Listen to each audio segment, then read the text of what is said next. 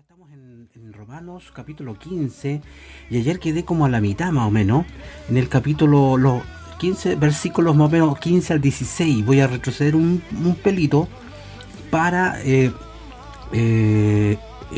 poder participar, hermanos, de este versículo, ¿no? Dice, pero con bastante atrevimiento os he escrito, dice, para haceros recordar ciertos asuntos. Esto hago a causa de la gracia que me ha sido dada por Dios para ser ministro de Cristo Jesús a los gentiles, ejerciendo el servicio sagrado del Evangelio de Dios, y esto con el fin de que la ofrenda de los gentiles sea bien recibida, santificada por el Espíritu Santo. Bien, vamos a tratar de explicar algunos versos de aquí. De hecho, Pablo podía ser muy audaz con los temas importantes. Desde su comienzo, Lucas describió el ministerio de Pablo como que él había hablado valerosamente en el nombre de Jesús. De hecho, este pequeñito, se dice que era pequeño, o sea, relativamente bajito, era un hombre muy valeroso. Y esta era la característica de su ministerio. Y aquí él está escribiendo valerosamente. O sea, de hecho, esta palabra significa que él hablaba libremente, y crecer en confianza y atrevido. Él tenía cada vez una convicción tan fuerte que nada lo detenía él para hablar de Cristo. Ya entonces vemos, hermanos, que hay una palabra aquí también que es importante. Dice recordando, ¿ya? A ver dónde está. Sí, para haceros recordar. Aquí vemos, hermanos, que el ministerio es una de las responsabilidades centrales del maestro predicador. Este concepto da la importancia al principio, ¿no es cierto?, del estudio de la Biblia, que es el de repetir conceptos que son muy importantes. Por eso que yo digo, mire, cuando usted predica, cuando usted enseña, deje algunos conceptos fundamentales. ¿Qué es lo que quiere usted mostrar a sus oyentes? Algunos puntos importantes. Recuérdelos así una y otra vez, para que la mente de nuestras ovejas es muy vaga, en el sentido de que se olvida rápidamente. ¿Cuáles son las cosas, no es cierto, que podrían ayudar a recordar a los creyentes? Cierto, lo que usted está, especialmente el verso 16, son expresiones familiares al sacerdocio judío, ya que los receptores a quien se destina parecen ser mayormente judíos. La gracia dada por Pablo se refiere a su ministerio especial como ministro.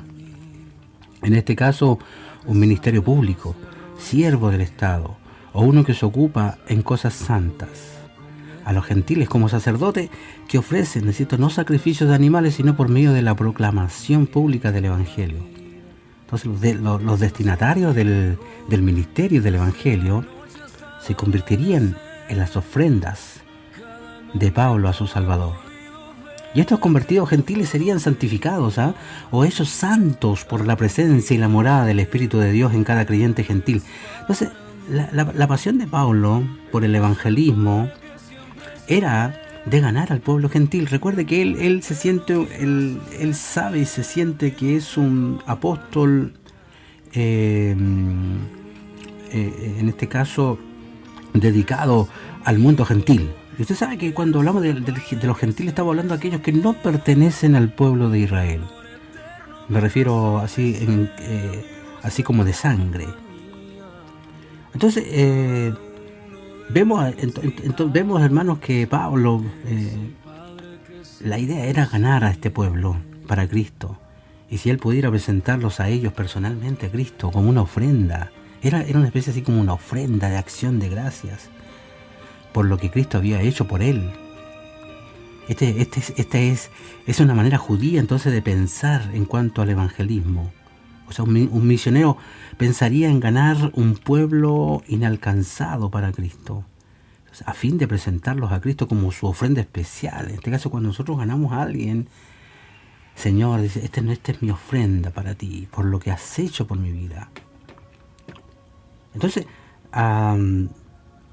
veamos aquí, hermanos, cómo ya vemos entonces como la filosofía general de Pablo acerca del ministerio, o sea, el pensamiento de Pablo en los versículos 17 y 18 dice: tengo pues de qué gloriarme en Cristo Jesús, en las cosas que se refieren a Dios, porque no me atrevería a hablar de nada que Cristo no haya hecho por medio de mí, para la obediencia de los gentiles por palabra y obra. Entonces Pablo podía gloriarse, gloriarse. Esta es una palabra que habla de orgullo, pero no un orgullo de envidia, un orgullo santo, por así decirlo, en algo, ya que él se rehusaba a gloriarse en otros. Entonces aquí notamos, hermano, que la emoción de la vida de Pablo era ver a Dios trabajar a través de su ministerio. ¿Cuántos de ustedes se alegran cuando Dios les da trabajo y les da oportunidades de ganar a otros, oportunidades de poder bendecir a otros, enseñarlos, entrenarlos? Qué rico eso, ¿no? Es muy especial eso, hermanos. Entonces Pablo era muy agradecido y sentía eso, ¿no? De que Dios lo usaba, transformando vidas, sin exagerar o inventar ocurrencias sobrenaturales para parecer más espiritualmente poderoso. ¿Ya? Él no se atrevió a hablar sino solo lo que Dios había cumplido, en este caso realizado, logrado. Entonces, a través de Pablo, en palabras y hechos, esa era la clave. La palabra poderosa que Pablo predicó fue el Evangelio que da rienda suelta al poder de Dios. Increíble cómo ese poder está en nosotros, y lo podemos usar para su gloria, para obrar en el pecador ahí, trayendo convicción. Porque acuérdate que es lo que hace el Espíritu Santo: trae convicción, entendimiento y fe. Y eso es por lo que Pablo se jactó en cuanto a lo que Dios hizo al traer a la gente a la fe en Cristo. Y aquí, ¿no es cierto? Entonces, el segundo tipo de manifestación poderosa fue obras, para llevar a cabo la obediencia de los gentiles, que será más descrito en los siguientes versículos. Entonces, la idea de hacer de los gentiles obedientes, que tiene que ver, en el original tiene que ver con conformidad, sumisión, rendida a quien quiera que aconseja. Entonces era un sinónimo del Cristo que está por volver. Entonces vemos, hermanos, el versículo 19 dice: con poder de señales y prodigios, con el poder del Espíritu de Dios, de modo que desde Jerusalén hasta los alrededores del Yírico, ya lo he llenado todo con el Evangelio de Cristo. Mire, este apóstol, hermano, era tremendo, hermanos. Pablo aquí describe las obras especiales que Dios hizo a través de él. Y no es malo decir, ¿no es cierto?, Dios me usó para esto, pero hay que luchar a veces contra el ego, que nosotros creemos que cuando Dios nos usa mucho, hay un porcentaje grande de ministros, hermanos, que caen en eso, en la soberbia, pretender tener fama, y luego ya están abajo en el suelo porque no corresponde, ¿no? Pero él describe las obras especiales que Dios hizo a través de su vida para demostrar su autoridad apostólica, en el fondo, a través de dos tipos ya de poder. Dunamis, esa era la palabra en el original, que era una capacidad, ya era una especie de capacidad de una habilidad especial, ¿cierto? Una capacidad de una habilidad especial, y también manifestaciones sobrenaturales. Cuando habla de poder de señales, que también en el original es una cosa que se distingue de otros, maravillas por medio de las cuales Dios autentica a los hombres enviados por Él, milagros que significan verdades teológicas. Aquí hay dos palabras, ¿no? Señales y maravillas. Cuando hablamos de maravillas, esteras, algo tan extraño que provoque que sea mirado y observado, o despierte, hermanos, la observación cercana, solo en plural en el Nuevo Testamento, ¿no? Entonces, la unicidad del ministerio apostólico de Pablo, que lo hizo distinto de los otros líderes de la iglesia primitiva, era esta, hermanos, la capacidad dada por el Espíritu al apóstol para exhibir manifestaciones sobrenaturales demandadas a fin de demostrar la autoridad divina de sus mensajes.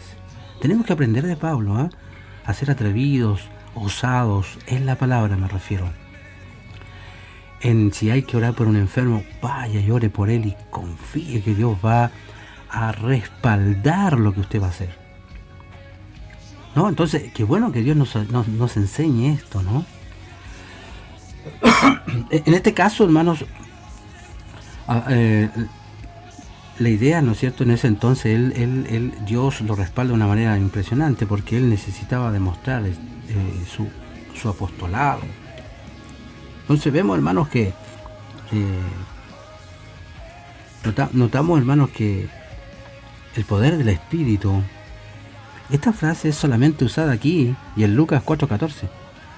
El poder del Espíritu, describiendo el ministerio de Jesús. En relación a Lucas, habla del ministerio de Jesús. Sin embargo, Pablo oró que los creyentes pudieran experimentar el gozo, la paz y la esperanza a través del poder del Espíritu Santo, en Romanos 15, verso 13. Entonces se les promete a todos los creyentes este poder. ¿Qué le parece? Nosotros también podemos ser usados de esa manera. Confíe que Dios le puede usar, hermanos. Dedíquese a buscar al Señor, a orar, a tener comunión con Él, que eso es básico, hermano, porque es difícil que Dios te use, aunque Dios puede usar las piedras también, así que, pero es mucho más, usted va a sentir mucho más fuerza, mucho más seguro cuando usted está conectado ahí con su Padre constantemente. Así que esto se le promete a todos los creyentes, este poder del Espíritu. Así que, hermanos, es increíble, ¿no?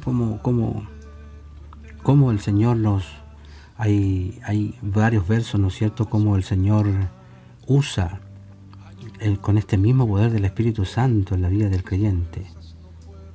De hecho, Hechos 1:8, ¿no es cierto?, y recibiréis poder cuando haya venido sobre vosotros el Espíritu Santo. Y hay otros versos ahí, ¿no? Entonces aquí vemos que esta es la única expresión de lo he llenado todo en el Antiguo Testamento. Esta frase ha dado lugar al concepto del Evangelio completo, que supuestamente debería incluir señales y milagros. Oremos para que el Señor mueva con señales y milagros a la iglesia. Sin embargo, la palabra llenado, que es pleró, significa causar abundancia, completar, llevar hasta el fin, llevar a cabo. No es una descripción del tipo de ministerio, sino una descripción geográfica del cumplimiento de la misión de Pablo. Es decir, que él ha completado su misión de predicar el Evangelio a todo lugar, en donde ha estado.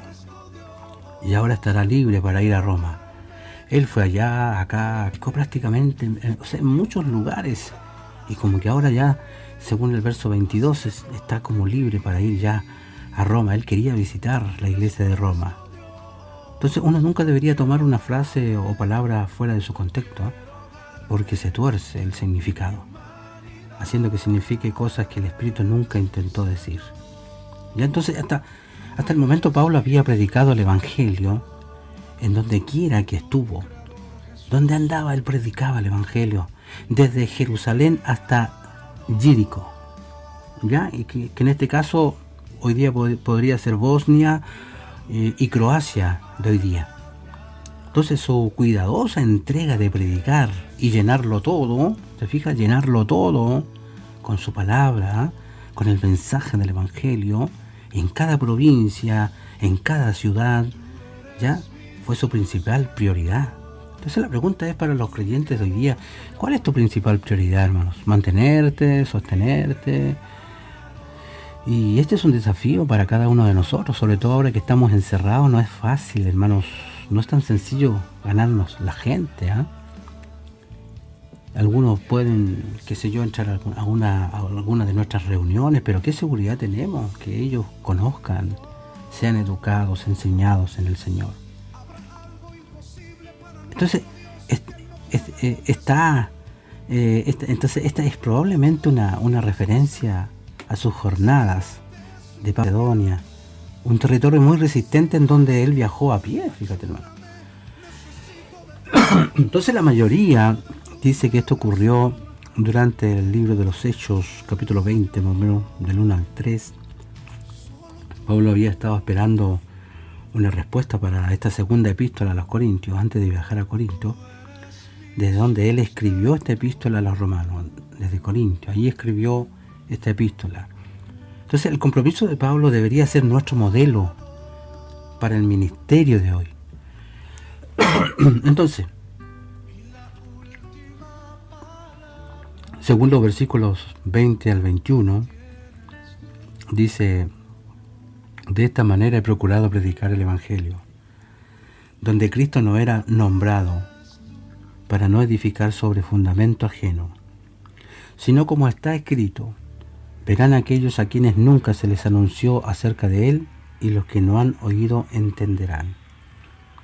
Entonces este versículo también es muy especial, hermanos, cuando vemos aquí la pasión apostólica. Es ser el primero entre un pueblo o una etnia que lleva el mensaje del Evangelio.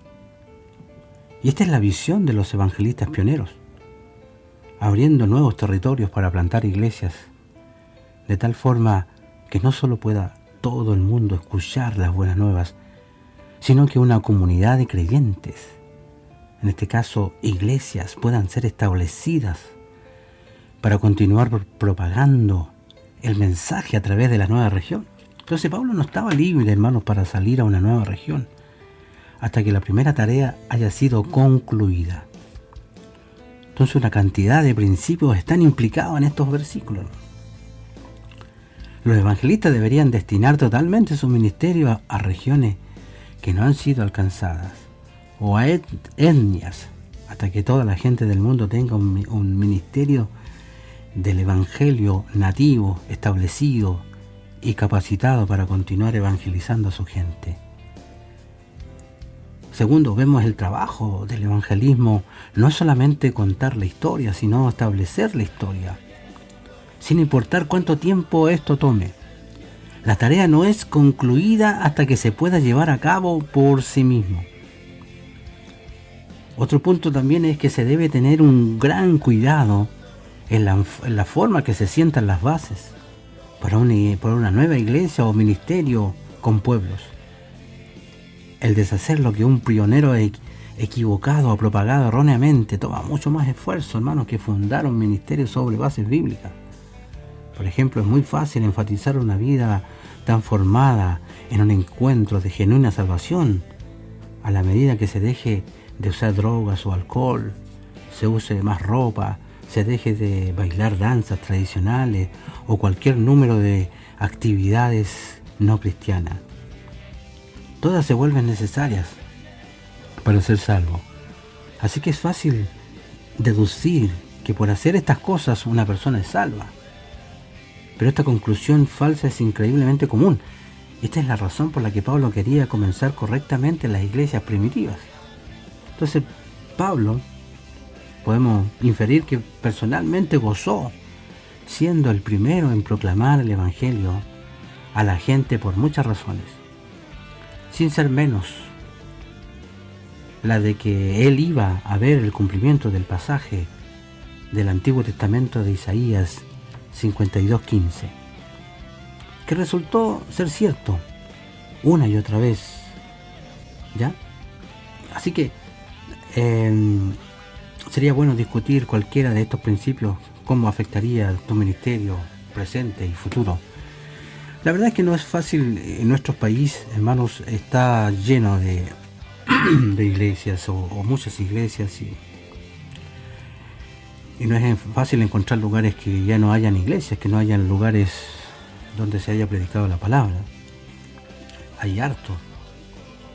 El problema es que a veces hay muchas iglesias y no hay por una base muy, muy débil, muy, muy complicada. Así que nosotros cuando nos sentamos y pensamos en levantar alguna iglesia, queremos que sea una iglesia levantada con los fundamentos bíblicos bien fuertes. Y esto lo provoca la enseñanza, la palabra del Señor. Entonces vemos también la estrategia cronológica de Pablo para elaborar su filosofía de ministerio, en este caso cómo él pensaba en la parte ministerial. Según el versículo 22 al 23, dice: por esta razón he sido impedido muchas veces de ir a vosotros, pero ahora no teniendo más lugar en estas regiones y teniendo desde hace muchos años el gran deseo de ir a vosotros. Entonces Pablo era sistemático, tenía prioridades, era estratégico en su planificación. Él no era impulsivo, no era emocional en sus decisiones. Pablo era a menudo obstaculizado, dice. Ya, esta palabra significa, hermano, que muchas veces fue así como obstruido, obstaculizado de venir. Entonces, Pablo estableció que fue Satanás que obstaculizó su vuelta a Tesalónica. Por ejemplo, en Tesalónica, 1 Tesalonicenses 2:18, él dice que Satanás lo obstaculizó. Así que él envió a su equipo nuevamente a Tesalónica, dejándolo solo en Atenas, para completar el establecimiento de la iglesia de ellos. Entonces, si Satanás impidió las prioridades de Pablo, él persistió. ¿Se fija? Él persistió. Entonces, a veces, hasta que la victoria fue lograda. A veces nosotros somos muy... Cuando algo nos va mal, ¡pum!, lo dejamos ahí nomás. Él persistió hasta que la victoria fue lograda. ¿Ya? La pregunta es, ¿cómo estamos nosotros relacionados con los obstáculos? Y cuando Satanás quiere oponerse, ¿cómo estamos? ¿Se fija? Hay que ser persistentes, confiando que Dios va a darnos la victoria. Entonces la siguiente porción comienza una larga sección que habla de cómo Pablo formó su estrategia y sus planes para su futuro ministerio. Él comienza estableciendo que él había deseado por años ir a Roma para ver a los creyentes ahí. Entonces el deseo de Pablo toma una segunda importancia a su prioridad de establecer iglesias. Entonces note que ahí no existen elementos místicos ni voces del cielo dando direcciones. Note en segundo lugar, ir a Roma no era su prioridad, ya que una persona desconocida había sido quien puso las bases de esa iglesia. Lo que él siempre intentó hacer, ¿ya? Los deseos son inicios de estrategias y planes cuando están sujetos a la guía desinteresada para beneficiar estratégicamente a otros. ¿Ya? Entonces, ahora, en los versículos 23 al 29, vemos aquí que, pero ahora, dice, no teniendo más lugar en estas regiones y teniendo desde hace muchos años el gran deseo de ir a vosotros, lo haré cuando viaje para España, porque espero veros al pasar y ser encaminado por vosotros allá, una vez que en algo me haya gozado con vosotros. Entonces Pablo está describiendo desde Corinto a los creyentes en Roma. Entonces trate de ver la estrategia de Pablo, sus prioridades, sus planes descritos allí, ¿no es cierto? Entonces vemos aquí, hay varios versículos que podríamos analizarlo, pero no tenemos el tiempo por ahora. Por ejemplo, ¿qué cosas había tomado lugar antes de sus planes presentes de viajar? ¿A dónde intentó viajar primero Pablo desde Corintio? ¿A dónde intentó viajar desde Jerusalén? ¿A dónde intentó Pablo viajar desde Roma? Entonces es un poco la estrategia que él usaba. Entonces, de lo que entiendes de las prioridades de Pablo, ¿por qué es evidente que Pablo no intentó quedarse más tiempo en Roma? Entonces, rara vez los deseos o planes que soñamos algunas veces suceden en la forma como la imaginamos. Esto no nos debe desanimar en planificar y desarrollar estrategias para cumplir nuestro propósito, especialmente si son para la gloria de Él. Sin embargo, como en el caso de Pablo, Dios tiene muchos objetivos intermedios antes de que sus planes se realicen. Pablo sería encarcelado cerca de 3 años en Cesarea, ¿ya? Luego fue enviado a Roma como prisionero, en casa, en Roma, por 3 años. Él cumplió sus misiones, pero no de la forma que originalmente pensó. No todas las cosas te van a salir como tú pienses, hermano. Pero de que van a salir, van a salir. Entonces, ¿qué podemos aprender en cuanto a los tratos providenciales? Cómo Dios, hermanos, trata con nuestros planes. Entonces tenemos que ir aprendiendo que nosotros lo pensamos de una manera y Dios lo hace de otra porque Él sabe lo que es mejor. Entonces vemos, hermanos, acá, según el versículo 25, dice, pero ahora voy a Jerusalén para ministrar a los santos. Pablo iba a ministrar o servir, que es diaconeo, servir, esperar en suplir las necesidades de la vida.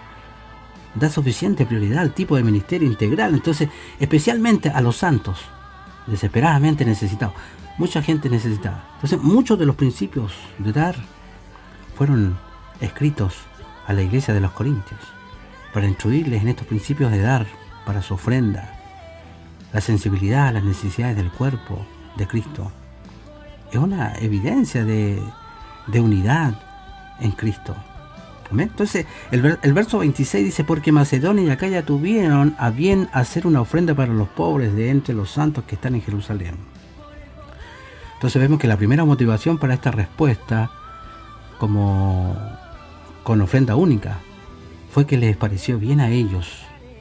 O sea, parecía bueno, pensó como bueno, de buena gana. Pronto estaban deseosos de hacer esta ofrenda, pero renunciaron por un momento cuando su deseo se desvaneció. Entonces, vemos, hermanos, que según el verso 27, pues les pareció bien, dice, y son deudores a ellos, porque si los gentiles han sido hechos participantes de sus bienes espirituales, ellos también deben servirles con sus bienes materiales. Entonces Pablo ahora establece un principio general de dar a benefactores espirituales. En este caso los benefactores eran judíos cristianos, necesitados, quienes en sentido general eran los que le trajeron el evangelio a los gentiles. Entonces vemos aquí, hermanos, cómo el versículo 28 dice, así que cuando haya concluido esto y les haya entregado oficialmente este fruto, pasaré por vosotros a España. Entonces, sin importar el riesgo, hermanos, Pablo era un hombre de principio. Él comenzó algo para Dios y lo terminó. Así que eso, hermanos, cuando comience algo, termínelo por su gracia. Solamente ahí él estaría libre para hacer cualquier otra cosa que deseaba, es decir, visitar a los creyentes en Roma. Entonces él solamente iba a pasar por Roma, pero terminaría quedándose 3 años cuando se desplegó el plan de Dios para su vida. Dios podía confiar que Pablo terminaría cualquier tarea que se le diera, cualquier cosa que iniciara. Esperamos que nosotros podamos aprender de esto, ¿no? El versículo 29 dice, y sé que cuando vaya a vosotros llegaré con la abundancia de la bendición de Cristo. O sea, la confianza de Pablo en el ministerio no era por sus habilidades o por su destreza, sino la seguridad de la abundancia de la bendición de Dios. Eso, hermanos, para nosotros, la abundancia de la bendición de Dios que lo acompañaba. ¿Y quién era esta abundancia? Entonces Pablo comenzó esta epístola con esta meta. En Romanos capítulo 1, de hecho, el primer capítulo de Romanos, podríamos encontrar algunas metas ahí, 3 o 4 metas que Pablo quería completar entre los creyentes romanos, versículos 11 al 13. Entonces aquí dice, del 30 al 32, dice, pero os ruego, hermanos, por nuestro Señor Jesucristo y por el amor del Espíritu, que me ayudéis orando por mí a Dios, para que sea librado de los rebeldes que están en Judea, y que la ofrenda de mi servicio a los santos en Jerusalén sea acepta, para que con gozo llegue a vosotros por la voluntad de Dios y que sea recreado juntamente con vosotros. Entonces ahora, al final de su epístola, Pablo expresa su necesidad personal y pide que oren por su seguridad. Oren por mí y por el cumplimiento de su misión venidera.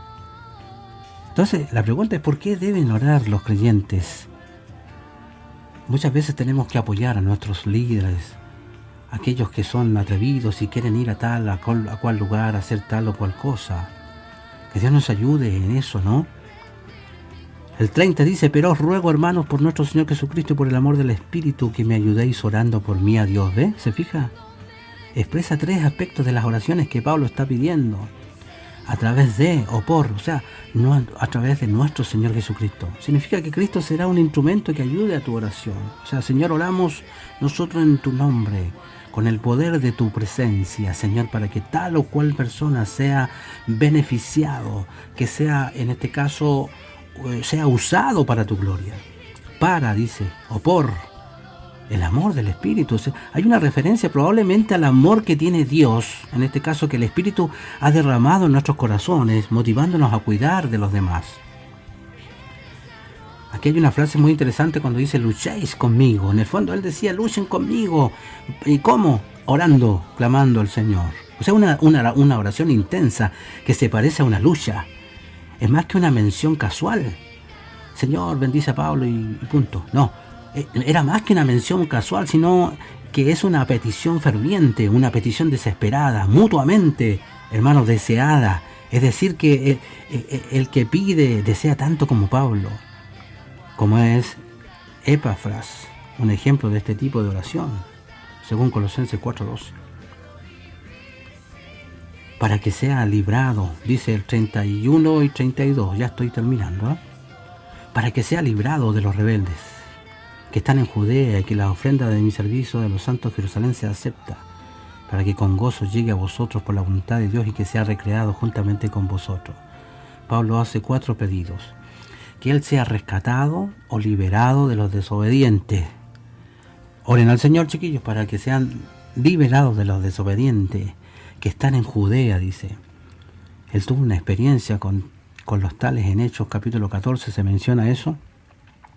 Pablo sabía el riesgo que estaba tomando, pero sintió que el beneficio potencial hacía que valiera la pena, ¿ya? No importa lo que costara. También pedía, dice, que su servicio fuera aceptable, o sea, fuera agradable, bienvenida. Son una ofrenda de los creyentes gentiles, difícil de aceptar para ellos, ya que él estaba tratando de unir a los creyentes judíos con los gentiles. Y ese era su problema, unir a los judíos y a los gentiles. Entonces tal vez Pablo esperaba que ellos hubieran respondido como él lo hizo con la ofrenda de los creyentes de Filipos. Y lo otro, que él vendrá a Roma por la voluntad de Dios. Esta frase es usada 23 veces en el Nuevo Testamento, la mayoría como referencia a la obediencia a los mandamientos revelados. Entonces Pablo no sabía la voluntad futura de Dios, pero pide que sea la voluntad de Dios que él vaya a Roma. Cuando hablamos de la frase en gozo, está en la posición enfática. En gozo yo voy a ir, en gozo yo vendría, dice. Y número 4, hermanos, que ellos se encuentren descanso junto con vosotros. O sea, acostarse con, dormir con, o sea, como un esposo y una esposa, metafóricamente refrescando en compañía de alguien y dar y recibir descanso por contacto mutuo. Entonces el vínculo de los creyentes, hermanos, no es sensual, no, pero se le siente profundamente cuando lo manejan motivos santos. ¿Se ha fijado que es rico ver a algunos hermanos y saber de ellos y cómo están y si van caminando o no caminan? Es muy rico. Ahí hay una especie de intimidad que no entendemos fácilmente. Y el Dios de paz sea con todos vosotros. Amén, el versículo final. Pablo concluye esta sección con una breve bendición, hermanos. La tercera bendición en este capítulo. El Dios que es la fuente y el proveedor de paz. Es un título que asegura que cualquiera sea la situación por la que estos creyentes pasen externamente, internamente el Dios de paz los llena a ellos y está siempre con ellos. Así que, hermanos, qué rico, qué descanso más grande, hermanos. Que el Dios de paz sea con todos vosotros. Así también me despido con ustedes. Que el Dios de paz sea con todos vosotros.